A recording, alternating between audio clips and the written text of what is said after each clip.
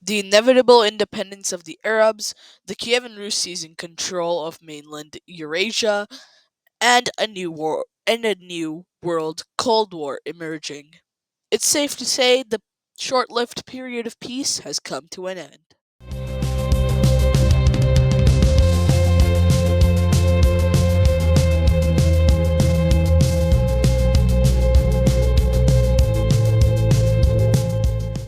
Yeah, you heard that right. Our very very short-lived world peace thing. It's done. It's done. It's all done. And it's going to start with our first thing happening, the Arab rebellion. So, the Arabs they were already a self-autonomous region to an extent because of the civil war in last video. So they're going to use that already existing power to now destroy the rest of the red team. One good thing for the red team is that this is probably the last rebellion they're ever going to have to fight cuz now the lands left are mostly lands that the red team already had, like when they first in the early days began springing up. I mean, like maybe there'd be a rebellion in like this Turkish region over here, because this was the center hub of one of some of the first wars, civil wars. I don't think so though, because most of the, I mean, yeah, there'd probably be an independence movement here. It just wouldn't be strong enough to gain that much support. Anyways, so the Arabs demanding independence march. This is not a war yet. They march out of their border because they want access to both seas. They march over here, and now it's a war because someone just got killed, and it was a red team general. So with that, the red team declares war, pushing in, and they kind of get pushed out. Eventually, the red team, in exchange for that land back, grants the Arabs independence. I know that wasn't really that fun to see, but realistically, the red team no longer has the capabilities to keep the wars going. So yeah, we have an independent Arabia now. These are going to be called Sultanate Arabia because they're a sultanate and they have a monarchy who is very rebellious and also a puppet of Qatar.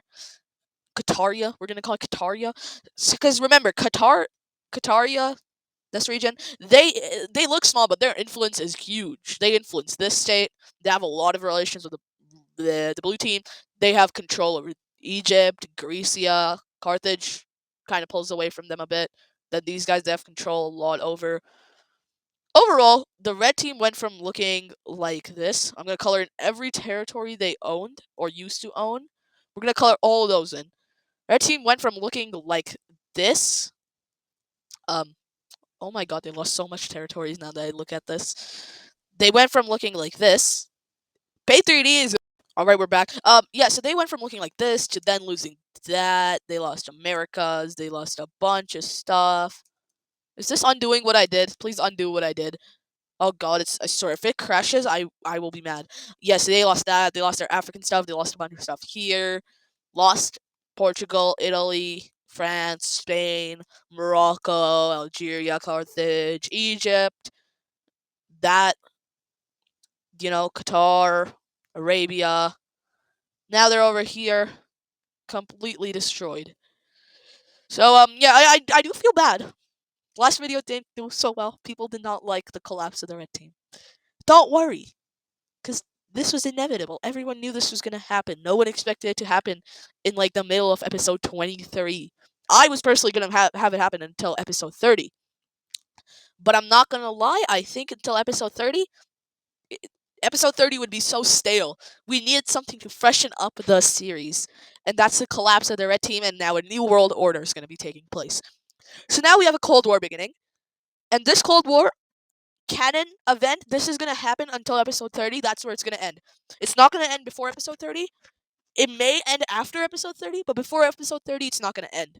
And we're on what, episode 24 right now? So 6 more videos of build up until eventually World War 9 million.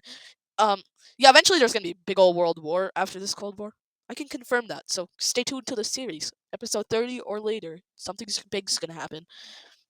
Now this Cold War is actually between, well, first Persia has its own Cold War going on with the Mughals, but that's inferior. That is very much inferior. So this Cold War emerges very fast, with the British being like no longer limited by the red team. The British begin expansion everywhere. They kind of eye down this thing. They really want that. They also want a bunch of South America. They want a lot of stuff. They want a lot of stuff. They're going to get all of that stuff, beginning with South America, where they colonize a large, large chunk of land, just a big old bite out of South America. They're going to grab that up real fast. Now, this Cold War is between the British and the Kievan Rus and the blue team. It's a three-way Cold War, kind of, but some might ally with each other. Now, the Kievan Rus and the British both know that this war was going to happen after the collapse of the Red Team, because it was like everybody teaming Red Team. Now that the Red Team's gone, there's a power vacuum. The Kievan Rus are right there to fill it up. They're just like the Red Team, very unstable, very big, very powerful. The British, however, are kind of a different world order, because remember, the British are a democracy, kind of. They're their own. They're heavily biased to democracy, and they're a kind of a democracy like Abyssinia, but not really, where it's like a bunch of elites who get to vote on the people, not just the general population. Unlike the Persians, which are like a democracy from our world, where it's just the general population voting. Kievan Rus, however, they're a monarchy. Remember that. That's going to be important for later.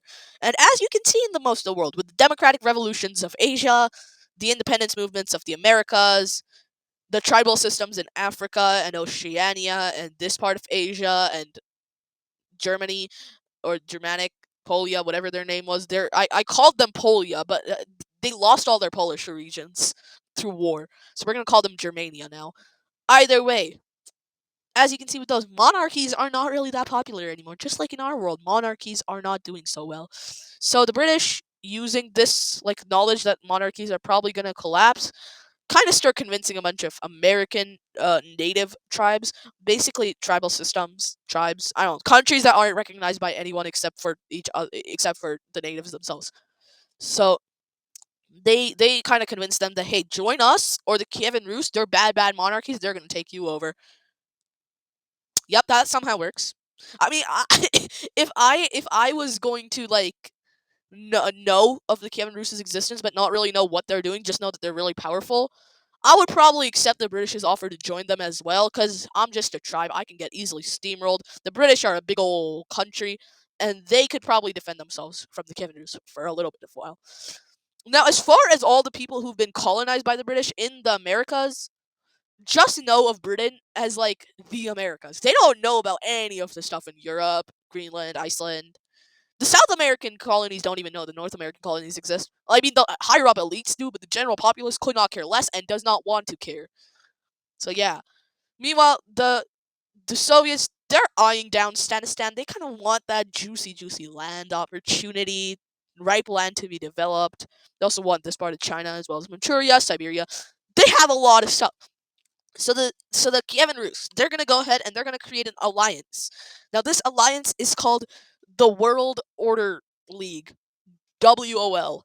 This is between the Kievan Rus, these guys, I forgot their name, Gold Coast, yeah, Kievan Rus, Gold Coast, Aztecs, Nagasaki, yeah, Nagasaki Republic. Those are the main members. We'll add a couple more. So red. So with them, that's basically the Warsaw Pact from our timeline, except it's more popular than these guys. So these guys, the British, they're gonna create their own alliance with them, the blue team, aka the only successful OG team. Uh, these guys were the second country to ever pop up, and unlike the red team, they haven't collapsed yet. The red team hasn't completely collapsed. They've mostly collapsed. So see, now that I look at it, from the turn of events, they do look a lot like the Ottoman Empire, but a little bit stronger now. Either way, so yeah, so it's gonna be the British, the blue team, not Abyssinia, China, or the Qing, um,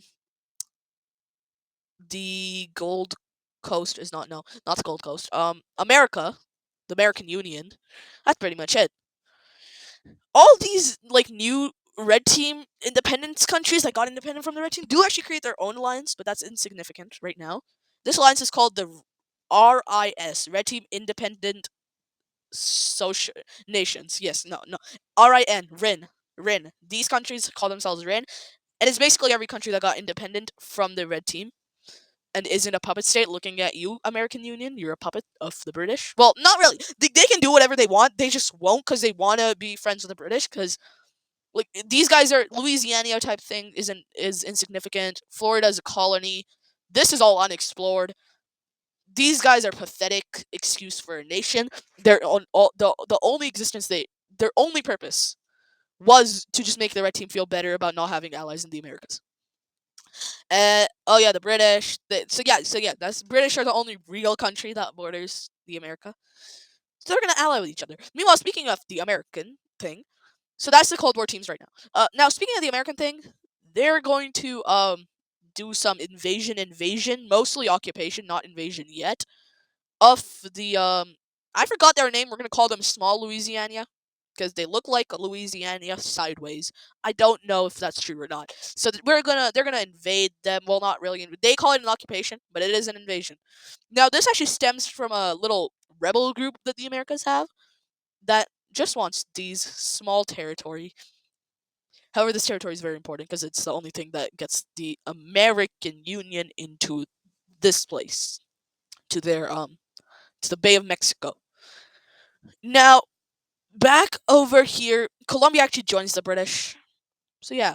Meanwhile, and the rebel groups they're hiding in here. So the Americans just kind of wipe that out. And with this, they make a statement and they basically say, "Y'all are not a real country and are actually a part of us." So that goes really, really well. Meanwhile, the Gold Coast. Remember, the Gold Coast is like really successful. Like really successful. They're the only real African nation that is successful. These guys are a mess. These guys have no coast. All the others are either colonized or they were funded by a colonizer to start existing. Like South Africa, they were funded by the red team, but then they eventually broke off. Madagascar. Well, yeah, Madagascar. I forgot Madagascar exists. I don't think Madagascar is that controversial. So we're gonna keep their actual name. But the Gold Coast, they're not a copy of the Ivory Coast. They're actually an original nation, unlike the Abidjan Republic or the Lagos Republic. No, this is the Abidjan Republic. They have this little spike that goes to where I think Abidjan is, the Nigerian capital. So remember, these guys, they broke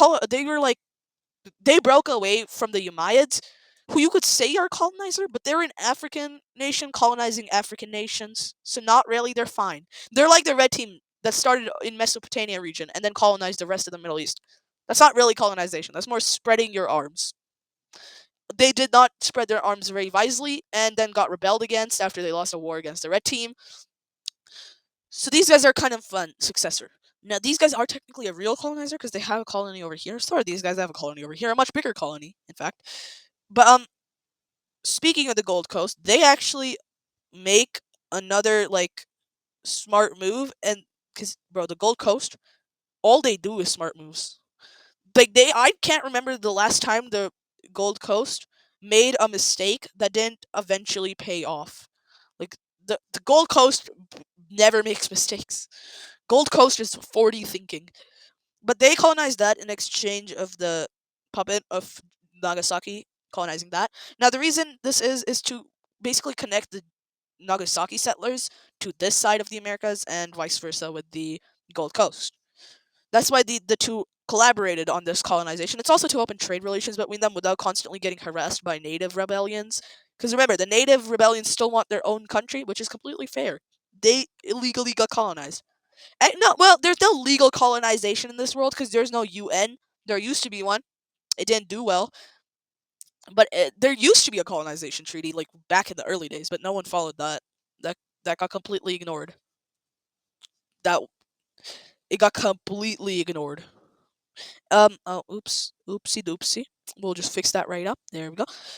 Now, as far as the Japanese are concerned, or the Nagasaki Republic is concerned, this is their land. This is just their land. So yeah. Meanwhile, we actually have all the natives over here creating their own nation. Dun dun dun. They create their own nation. Dun dun dun. This nation is going to be pretty scrambled. Like it's gonna claim every single part of the all American continents, south and north. But they're really only going to have a few large like tribes that wanted to be a part of them under their control. They're going to have this thing right here, which looks like a top hat kind of. They're going to have this thing over here, which just didn't want to get colonized. They're going to have this small border with Colombia, with Grand Colombia, which is probably nice because you don't want to really share a border with Grand Colombia. They're going to punch you, take you over, and dissect your culture like they did with Peru. Uh, a small, tiny, like little tiny thing over here. So yeah, that's their stuff so far. We just gotta color them in. We're gonna find a nice color. What's a nice color? That's a nice color. So yeah, there you go. Now this is country is gonna be called the Brasilia tribe, because they're a country, but they want to call themselves a tribe. The Brasilia tribe is born. They claim literally all of this, but no, they don't actually have the capacity to take that over. So right now they're just a little scrambled everywhere. They want to unite their places. They're gonna declare war on a big old tribe next to them called the Paraguayan Tribal Society, and they're gonna declare war on them. They're not a rebellion. We're just calling them in brown because they're a tribe, which means they're not really recognized by the rest of the world. Which means I don't want to go through the trouble of coloring them in because they're a one-time thing that's never gonna exist again. So unless they win, of course. So they actually invade. Oh my god, that's too big. They go in the what's these guys' name? I forgot their name. Brasilia. Yeah, Brasilia. The Brasilia Tribal Society. They're gonna go in. They're gonna capture a large chunk of territories until the British do some British things and basically end up saying, "Oh hell no," and start capturing a large chunk of the border thing. And then eventually, few British troops are accidentally shot at by the Brazilians, not Brazilians, Brazilians, and so they're declared war on.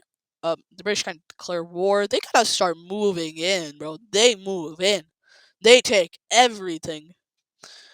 Um, the you may be asking why isn't the tribe over here putting up a fight against the British, and that's because this tribe kind of hates Brasilia a lot even before the war, so they're just gonna let the British do their thing. Um, some Brazilians are chased out into the uncolonized lands, and that means they actually led the British over to another part of Brasilia, so that was not a good move because now the British are in here. They also captured that, they captured this, they captured this, they captured this. Overall, the British are not leaving Brasilia alone. Eventually, Brasilia is like, fine, here's what we'll do. Not only can you have this, you can also have this, and you can leave us alone, please and thank you. And the UK, or the British, they agree to that. Because one, they don't really want to chase down a bunch of people who are probably going to rebel against them in like 7 seconds. Because now the world has seen what happened to the red team. The world is not going to take out more than they can chew now, like the red team did. Because everyone was like, "Oh, it's fine. It's just a little bit of instability. A little bit of instability gets you to where the red team is. Because that little bit stacks up piece by piece. Eventually, it's too much." Meanwhile, the British, they're actually really hate the Gold Coast. Why? Because the Gold Coast, like their name is the Gold Coast because there's a lot of gold in their African territories, but that applies coincidentally to their South American territories. I don't know if this chunk of South America has a lot of gold in real life, but in this world it does. And it's basically all the gold, like if you divided South America like this down the middle straight like that, most of the gold is in this chunk. Everything in this like kind of circle, eh, right here. This is not true for real life. I don't know if this is true for real life, but it is for this world. And as you can see, most of developed British lands in South America are on this side. This side they just conquered, so it's not going to be very developed. So over here they have everything, and then yeah, all the gold's over here though, and they don't have anything in there except for this little puppet state of theirs. It has some stuff. So they're kind of mad. They want all this land. They actually want the complete control of this entire colony. They want that. It's also crazy to think the red team's technically a colonizer because no one captured this and this. Technically, the red team is technically the red team is a colonizer. Meanwhile, the American Union, good old Uncle Sam, he's gonna colonize a bunch of this. Now, the current leader of the American Union for the memes, his name is going to be Samuel. Uncle Sam is back. This is how we make Uncle Sam proud. So yeah, that's actually gonna be the last thing happening. Cold War, Kevin Drew seizing power. Red team slaps. Kevin Roos seizing power is not even that big of a thing that we need to show. They kind of just start puppeting bunch of regions. Is that part cut out? No, it's not. Oh, this random little dot. Actually, no, that's a country now. It's gonna be called Micronesia. That's a country now. There we go. Got a micronation now. That little thing is a micronation. The Kevin Roos will never destroy it. It will be beautiful. It will stay like that. No one will touch it. I will personally destroy the country that touches it. So yeah, the Kevin Roos, they seized power with their alliance. Cold War with the British happened, and the Arabs gained independence. With that, goodbye. Have a nice one. Go watch another video. Like and subscribe.